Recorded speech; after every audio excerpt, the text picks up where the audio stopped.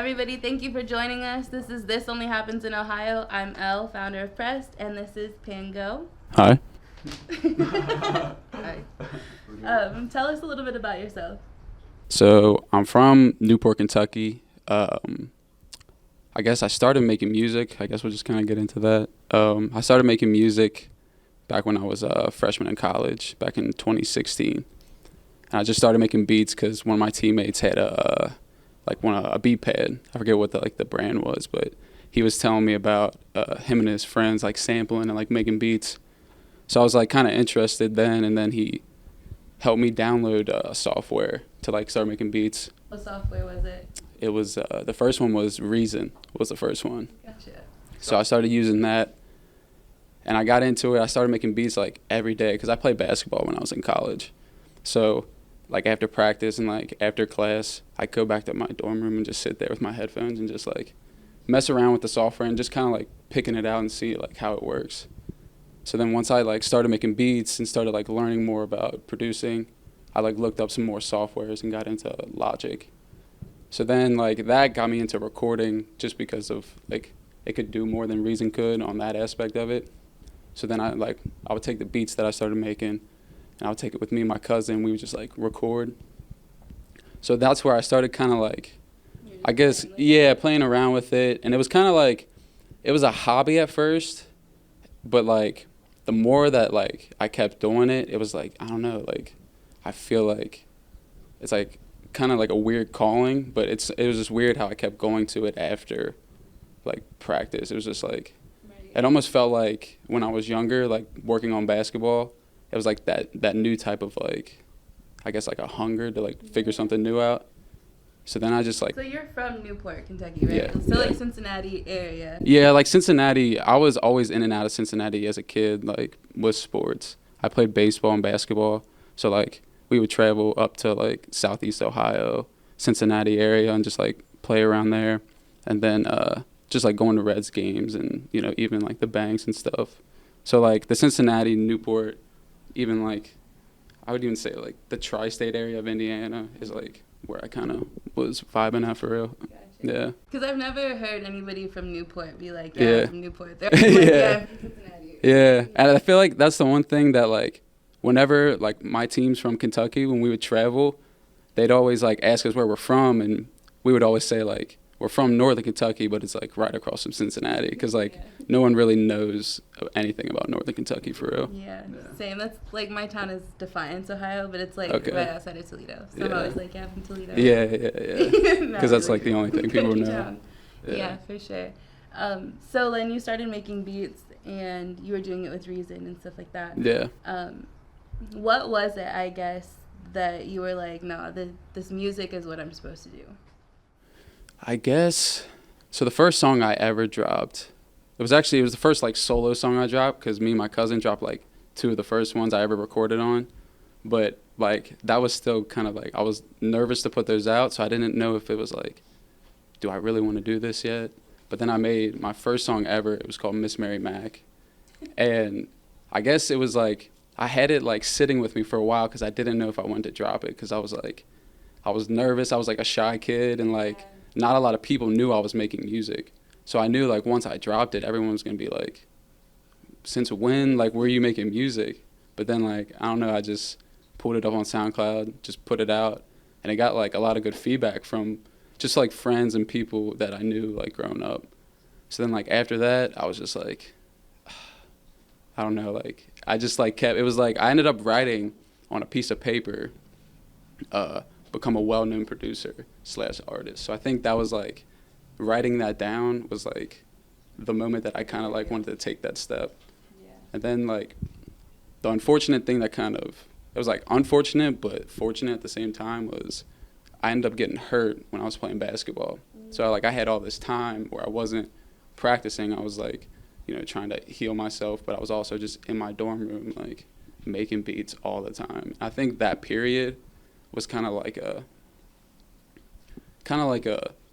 I guess transition to me really like every day like working on beats and kind of focusing more on that. Yeah. And it just kind of just like picked up my energy to where it just led into like me figuring out more and more about what I wanted to do. Right. Right. Yeah. So how did you get the name Pangeaux? So it's funny because my last name is Pangallo, and it's Italian. Oh, wow. And we would use Pango, Pango, as like our usernames for like emails and stuff. Mm-hmm. So like I had that, but when I got to college, one of my teammates, shout out Mason Bates, Mason. yeah, shout out Mason. He asked me what like my name was, and I told him Zach Pangallo. He was like, for some reason, he just went, I'm gonna call you Pango, and like he said it, and I was like, I guess it's kind of like a weird like sign, I guess. So then everyone on campus and like even my teammates, they always called me Pango and stuff. That was like my nickname. Yeah. So when I started making music, it was like I had the Pango, and then I didn't really like the spelling, so I knew like the go from LSU. I liked the way that looked, Yeah, so I just implemented that. That's dope. Yeah. Yeah, I saw your what is it, Pango on the go or something like that. Yeah, that's with me and my squad. Yeah. So this is a squad, right? Yeah, this is my on the go squad. Awesome. Yeah. So talk about that a little bit. What's your goal with? So what we've been doing for real, the Louisville trip was kind of like the first introduction, I guess, into what we're trying to do with it. And it's basically just, spreading around, getting our names out there, kind of like showing people who we are, telling them we're from like Cincinnati, Newport, Northern Kentucky area. Mm-hmm. And just for real, kind of doing what we were talking about earlier, like spreading the name throughout like different cities and letting people know like, we're doing something up here that kind of isn't really being looked at as much as like other cities, just because it's not the hot. Yeah, it's not the hot spot, and there hasn't been that one artist that's like the Drake or like the even like like the Outkast, like the artists that really kind of like break open the city and kind of like open up the gates. And that's what we're trying to do for real. And like there's so many good artists in Cincinnati and Northern Kentucky that like kind of just need to be heard for real. And that's kind of what we're doing for real, is just connecting and kind of What do you think branding. is like the hardest thing, I guess, as an emerging independent artist in your area? What are some of like the biggest struggles that you see a lot of people having? I guess I would say like a marketing plan, to the sense of getting, I don't know, kind of like not just really expecting people to like want to listen to your music and want to care. It's like giving people a reason to like even want to be interested in what you're doing. Because like I feel like the one thing is like a lot of people are making music right now, so it's like it's a very saturated kind of industry for real. So you got to kind of make yourself stand out a little bit, to where even if you do have really good music, you still got to put some type of like something that just reel people in, to kind of get them more interested. That way, once they get in, they listen to like what you're saying, they're like, oh, all right, I get it now. Right. That makes sense. Yeah, absolutely. So now that you're like making your way and stuff like that, what, I guess, because you guys are on the road now, Mm-hmm. Did you guys make a plan for where you were stopping or who you were going to meet when you're out there? We kind of, I don't want to say it was like a plan. We just kind of were like, we know people in certain cities. We were like, let's just go there, link up, like cook up with them, Yeah. and kind of like play it by ear to an extent, and then use kind of like our resources to wherever we're going to like connect. You know what I mean? Like get certain events, whether it's like a show or just something like this, like an interview, just kind of seeing what happens as we just kind of keep working and building momentum for real. Yeah. Yeah. Honestly, this is the first time I'm hearing of your music and stuff like that, obviously coming in here today. Yeah. But yeah, just being able to be featured on This Only Happens in Ohio, I think, is like a bigger platform. And not that we're in Cincinnati, because we're in Columbus, but it gives you an audience that we really, state, for real. And like Columbus, for real, this is the first time I've really ever done anything in Columbus. I performed at Breakaway with a Cincinnati artist named Little Oski. He brought me on, and that was dope. That was like a cool experience. But that was like the first time I was in Columbus kind of doing something like music wise. But other than that, like this is the only time I've really been around the city, kind of like knowing about the outlets that are up here for real. Right. Yeah. And I think just coming from a PR mind, I think that one of the things that a lot of artists are like scared to do or don't do is working with other creatives from different cities. Like, you gotta find a producer in Memphis. For real? That way, like, once you get in those cities. A videographer in Portland. You gotta, you know what I mean, do all these other things and reach out. Because not speaking, you're never gonna get heard by different people. For real, yeah. And I feel like that's the one thing that's kind of can be frightening. Is just like putting yourself out there. Because for me, that was very frightening to just like know part of being in the industry is like you gotta put yourself out there and kind of like respect yourself enough to like have other people feel that respect, you know, if that makes sense. Own it. Yeah, for real. Give them like something to feel. Exactly. I love it. Yeah. So what are your goals now? What are you working on today? I would say right now it's just I have a lot of songs like in the vault that I'm, you know, dropping throughout the year, and it's just really kind of getting a vision for them, talking with my team, and just kind of building plans around them, and just really just kind of building my name and kind of getting out there for real. Because I feel like I'm still like, you know, there's still a lot of growth as far as like getting my stuff out there. So I'm really just trying to build momentum to where, you know, something may catch and just kind of like see what happens for real. And just continue to keep making music and like, you know, keep putting in work. What are your favorite like records? Records? That you've made so far. That I've made of mine personally? Yeah. It changes like every so often for real, just because I get in different vibes. But I would say Better Alone is my most recent drop. I'd say that's probably top there with my favorite record that I have. Grapevines actually is one of my favorite records that I've made, just because of like the story behind it and just kind of like how it came about. Now, are you like a cinematic rapper? As far as, what do you mean by that? Try to give people like visual experiences. Oh yeah. That's what I love most about music is like the vision it can bring to like something like a video or even just like cover arts and stuff like that. Because I feel like the one thing I do a lot is take inspiration from movies when it comes to like my music videos or just cover arts and stuff. Like for my last single, Into the Wild was the inspiration behind the cover and kind of like really the vibe I wanted to give for the promotion around it. Right. So I would say like, yes, that whole, like, I want to put that element in my music as well to make it kind of feel like my album from top to bottom is like a soundtrack. Right. You know what I mean? Yeah. It's dope.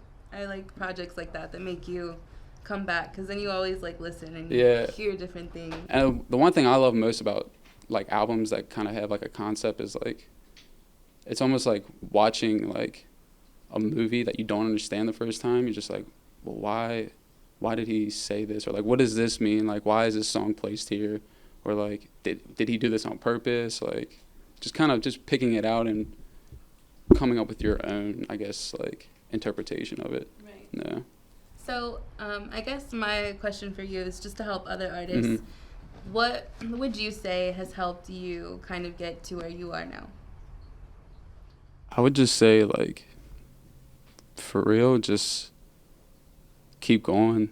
Like, if you really find like a deep passion for it and something that keeps wanting you to like come back to it, you might as well just like keep going, keep practicing, keep working, and see what you can do with it, and kind of, you know, see if it can inspire something to where it may not even be like for me, I eventually want to make a film. So I'm kind of using music as something like to learn from right now to maybe later on down the road, like help me with a film, if that makes sense. So I would just say, like, don't stop being uninspired. Like, just keep working and just see what you can do with it. What are your goals for your like music career? Like, do you want to have a lot of money? Do you want to be well known? Do you want to have like? I would just want my music to impact people in a way that, you know, maybe they didn't know they needed. Like, maybe someone listening to my song didn't even know they needed to hear my song, but like it hits them at the certain time of their life where it's like, I don't know, it just makes you feel something. Whether it's you don't like it or you do like it, at least like you feel some type of way about it. But I don't know, I don't like I want to be financially stable with it, just because, I feel like that's everybody's kind of goal is to be stable. So like, but as far as being known, I guess it's more or less just kind of respect to an extent. Like, I don't know. I don't really know kind of like what I want from the people to take out of it. Kind of just whatever you want to take from it, like, whatever. What is the message that you like try to get across in your music? I would say that, like, for real, that kind of just understanding emotions to an extent of, like, like, stuff, it's gonna be okay. Like, even though, like, shit gets hard, it's, there's like such small aspects to life that, like, when you look at the bigger picture, it's not as hard as you really think it is. And, like, sometimes you may exaggerate a situation just because of, like, a certain fear that you have, or just being afraid. I guess the one thing is, like, just don't be afraid, for real, is, like, the one thing I'm trying to get out of my music, and trying to get out of myself, for real. Because, like, music is like therapy for me, to where I'm learning more and more about myself as I keep making music. Are you, like, introverted? Yeah, I would definitely say it, like, yeah, if you ask my mom, she'd probably say I'm introverted. Yeah. You don't talk enough. Yeah, I've had so many people tell me, like, why don't you talk more? I'm just like, I don't know, sometimes I feel like I don't need to say anything, sometimes. Yeah, so it's like. Sometimes. Yeah. That's funny. So, you have music coming out in April. Yes. Right. Okay, talk a little bit about that. So my new single, I don't know when this is going to air, but it's coming out April 14th. It's called Living Room. It's one of my favorite songs I made. I made it during quarantine. And it's kind of, the living room is supposed to play onto, like, kind of me personally, where, like, I've kind of slept on couches for the last couple of years a lot, just because I've stayed at, there's this local brand called Soul Serum in Cincinnati, and they let me sleep on their couch for, like, literally the whole pandemic, for real. So, and I made that song when I was at their house, and it just was kind of going through the pandemic, and, with all the crazy stuff going on, and, like, what it can do to your mental. That's what I was going to ask you, too. Yeah. Talk a little bit about, like, your creativity during the pandemic. What kind of helped you push through? And thank you for being, like, honest, too, because a lot of people are, like, I think especially, like, entrepreneurs and emerging artists that have already made it fail to talk about the process and, like, the struggle to it's not there. I feel like, even from the spectrum that I'm doing it on, I feel like it's just, like, taxing, it's not, it's with anything that you're doing, like, nothing's ever going to be, like, easy, and there's going to be, like, hard times, but I feel like the one thing is being okay with, like, admitting that there's hard times, and not, like, kind of giving off maybe that everything's great, when sometimes it's it's not great, right. But you can still get through it.